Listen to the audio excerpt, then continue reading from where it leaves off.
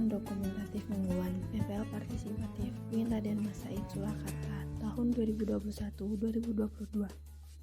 Assalamualaikum warahmatullahi wabarakatuh. Perkenalkan, nama saya Putri Sulistianingsih, NIM 19523120 dari kelas Perbankan Syariah 6E. Saya melakukan PPL di PT Bank Pembangunan Daerah Jawa Tengah, tepatnya di Divisi Syariah, yang berlangsung pada tanggal 18 November sampai dengan 15 Desember 2021, bertepat di Gedung Grinata lantai 1-7 Jalan Pemuda nomor 142 Semarang.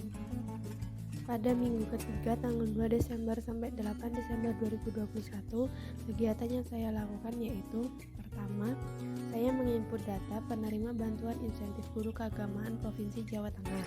Dalam proses penginputan ini, saya harus memisahkan nama setiap orang berdasarkan kabupaten di Jawa Tengah.